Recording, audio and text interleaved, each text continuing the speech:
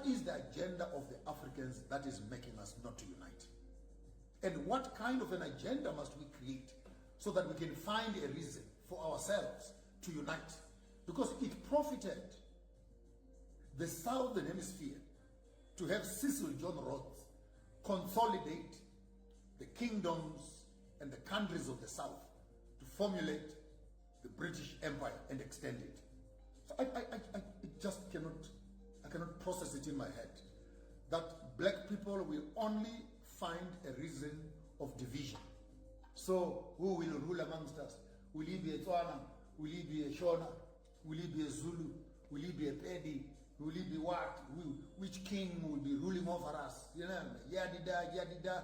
And you have 1,000 reasons why you cannot unite.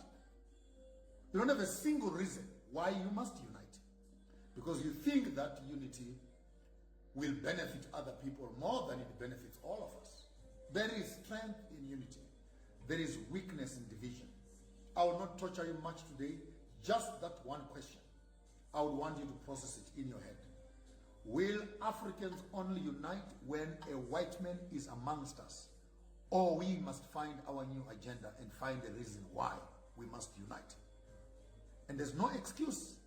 But the thought that went through my mind that tortured me for the better part of today, which I would like to ask as a question to Africans, is that when a white man comes amongst us, whether he uses force or he negotiates, he is able actually to combine 3, 4, 5 countries and make them one. That's a white man. One white man, Cecil John Rhodes, can unite 5 countries. And in those 5 countries, Zambia on her own has more than 72 various tribes. Zimbabwe has more than 18 various tribes. Malawi plus minus another 50, 60 tribes that are there. And South Africa with sub-tribes, another 14, 15, and Botswana another 5 or 6. In other words, more than almost 200 tribes under a white man. They will all follow a white man, like sheep that are being led by a dog. Black people will walk white men. And he unites these countries to make one country, Rhodesia. You still find the influence of the Rhodes Foundation throughout the entire South. And that was Cecil John Rhodes. The school fund was there, the governance structure was there, banking system was there, military was there, that governed. And these are in the early part of this century, or in the mid part of this century, way back there, that a white man can bring Africans together for his agenda. But black people, free from oppression, they cannot unite together. And then someone was writing to me, yeah, because Cecil John Rhodes was using military, he was using guns to unite us. Then I asked the same person, so must we also use guns for us to unite? So must we still use the barbaric way of taking guns and dominating each other? And whoever amongst us has the most guns, then he's the one who must be ruling over us. In this case, it will be South Africa, which is the biggest military base. So are we still going to be using the very same traditional way that the one with more weapons is the one who must be governing over us? Or in the name of peace and in the name of economics, Africans can be coming together and working together? So my question is just simple. One question for you today. If a white man could unite 5 countries under one British agenda, as to why these 5, 6 countries, if we should include Mozambique, cannot work together. And some of you might be offended, but history is not your friend, and history is not my friend. And when we present history in its rawness, other people's skins will begin to cringe. Again, they'll find a reason why this is not so. Cecil John Rhodes was not the first one to do that. The Mtapa Empire also did that. 283 sites in the southern hemisphere. That is from lower Tanzania, Tanganyika, right up into Mapunguke, into Domboshawa, 3 sites in Namibia, another 5 or 6 in Mozambique. Zimbabwe is plural with them. A few more that are in Zambia, with the Great Zimbabwe again as the capital city of the commercial and mining activities that were happening in the BCs and in the ADs. Even rumors have it, I have been to Sheba mines down in Mpumalanga. I have been to Solomon's mines also, and Solomon's mines right in Petersburg. There are Solomon's mines that are in Zimbabwe also, which the modern history cannot account for as to who was mining this, but they are simply called King Solomon's mines. So is it possible that actually this lower hemisphere used to trade and work with the rest of the world, the Phoenicians, the Chinese, and the Indians, before even colonization came? And then you'll find that we had the Axiom Kingdom, which was right up in the north, in the Carthage area, where the Kushite Kingdom and the Nubian Kingdom, the Abyssinian and Lower Ethiopia. You had the Benin Kingdom, which included Ghana and etc. and Sohai, and so we had the Monumtapa Kingdom in the south. And this is not buying your face. It's right there in front of your eyes if you want to look at it. So Africa had 5 major empires before colonialism and before the BC, AD kind of chaos. So we used to be one big, united people down here. Listen to your music, is the same. Look at your beadwork, is the same. Listen to your languages. Nyama is nyama, nyama is nyama. Mvura is mvura, pula, what is the same thing. Tovera, it's the same thing.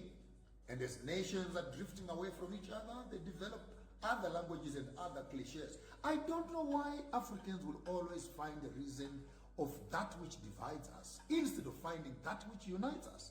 I think I've just gone past that bus stop of thinking whether I am Zulu, or I am Tswana, or I am Pedi, I am Tsonga, or I am Venda, I am Mukata, I am Himba, I am Lozi, and etc. You would look at the Lozi people of as far as Angola and Zambia, Varozi. Because you remove an R and you put an L, then all of a sudden we're different people altogether. Come on. The Lozi, Varozi, the Moyos, the Wangels people right down in the Matabele and south there, Ndiwana Mukanya, they are part of the Mutota Empire right here in the Great Zimbabwe. I am not pushing you towards the Monumtapa Empire, but I'm saying when you look at history, this has been done before. There's nothing new. Cecil John Rhodes resuscitated it, but for his own colonial purposes, and it worked for him. The question is, will we find a reason as Africans, particularly in the Southern Hemisphere, to also unite our countries and be able to have one big passport, one big bank, one border, one leader, one agenda, and this will unite the Southern Hemisphere so that we can begin to grow together. And if we don't find a reason to unite, they have a reason to divide. Listen carefully. If we don't have a reason why we must unite, they have a reason why we must stay divided. And in division, they are able to maximize on our weaknesses and treat all of us as small little ponies on the political and the global arena. My question for you this afternoon, if Cecil John Rhodes and Jameson and Moffat, the pastor, the banker, and the politician, came together and strategized to take over Southern Africa, 3 people with one leader, Cecil John Rhodes, who is sleeping at Matopos there in Zimbabwe. You in South Africa at Rhodes University, you are simply struggling with a statue. Here we have the grave of Cecil John Rhodes, which we are also trying to make a plan to make sure that it is removed from here and thrown back in the sea where it came from. But if one man, one leader, with 2 committee members, Jameson, finances, Moffat, church and missionary work, Rhodes, the vision and the politician, a banker and a pastor, met together and they were able to consolidate the southern hemisphere. What is it? How much will it cost us to call His Highness Litsia, His Highness Mswati, His Excellency Ramaphosa, His Excellency Boko, His Excellency Hakainde, His Excellency Idi Mnangagwa, and His Excellency, I almost called him Shalika, the one that is in Malawi, to come together and have a single agenda? Oh, not excluding Namibia, of course. Her Excellency Nandi Naitundo. So that we cannot, as Africans, always be fooled by our leaders who are so eager when they are in the United Nations, IMF. I was looking at them this morning in Davos, out there, and they are willing to take pictures with each other in a foreign country. But they are not willing to take pictures with each other right here in Africa. It's high time our leaders stop wasting our time politicking around and start discussing the things that are important to us. If a white man can unite Africans by himself, why can't Africans unite by themselves? Cecil John Rhodes, Jameson, Moffat united and built Rhodesia.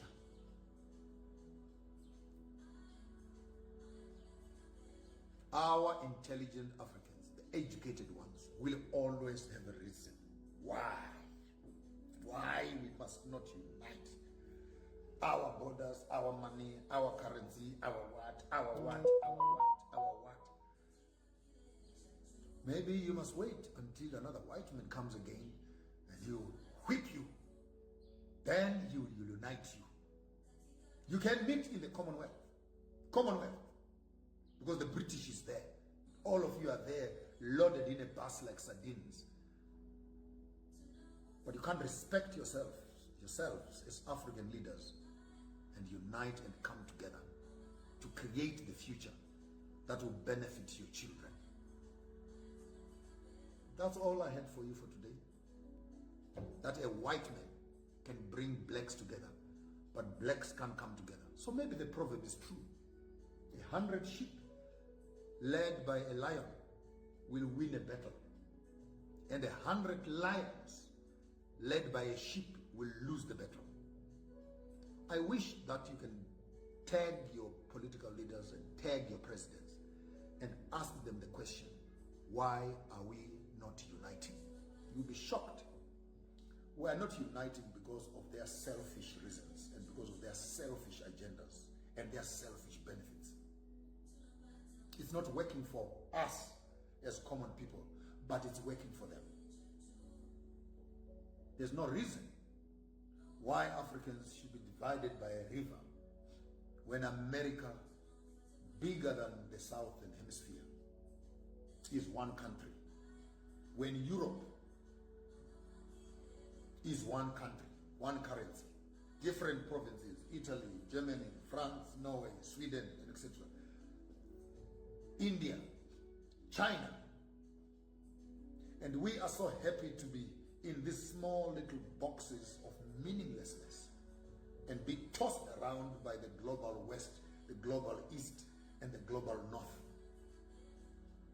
My question is, why will a white man find it easy to unite Africans, and Africans don't find a reason why they should unite? Stop trying to look educated. Let's do what is right. A united Africa is good for us. A united Africa is good for us. But as we are moving to unite with other countries up in the north, it would be nice also in the south to start this agenda. And we need to correct our history also, the way our children are being taught their history. These countries are not countries. These are provinces. They are provinces. Our country is Africa. Our country is Africa. There's no sea that divides Africa. It's one big block of land from Cape Town to Cairo. So South Africa is a province. Botswana is a province. Zimbabwe is a province. So if they don't want to unite, maybe they can remain as governors in their provinces. But we want a bigger agenda which unites all our provinces, because our country is Africa. That is our country. And tomorrow, good news, I'm leaving right here tomorrow, and I am heading off to meet with the president of Burkina Faso. Burkina Faso, Honorable President Traore himself. For the next 5 to 6 days, I'll be in Burkina Faso to collect some software and some intel and learn some lessons as to what is it that Burkina Faso is doing that the rest of our African leaders are scared of doing. I will look him in the eye, and I want to have that conversation with him. And the Sohai kingdoms, Mali, Burkina Faso, Cameroon, and the rest of that belt, the Guineas and etc., sooner or later, they might have just to unite with the Traore agenda. But I think in the south here, we are lacking a leader. One who can be able to become the center and the traction of that kind of movement. And in the Sohai space, Traore has picked up the baton. And other countries are beginning to come closer. Even Nigeria is beginning to tittle around the idea of joining with Burkina Faso. So is Ghana and the rest of the countries. Imagine all those old madalas with their beard. Now they're going to be led by a young man, as if they did not know what needed to be done. So I don't know. Boko, we are counting on you as a young man. Boko. We hope that you can pick up your socks when you are sitting in your committee in the SADC with the old people. Find a higher agenda. Africa is bigger than Botswana. And we hope that we can find amongst ourselves. I'm also counting very much on Kambande, one of the young men who's coming up into Malawi, to say maybe he can also hear the call. We need an agenda driver. Someone, one of the leaders, must pick up the agenda from Traore, because that is the direction which we want to go as young Africans. That is the agenda. After we've buried all you old people and you've gone where other old people go, we want as Africans to leave a legacy for our children of a united Africa. So we are looking for someone who can pick up that agenda item and drive and run with it. Ghana is moving in, and I'm glad Traore went there to support, not just to show face, but to support and Ghana support.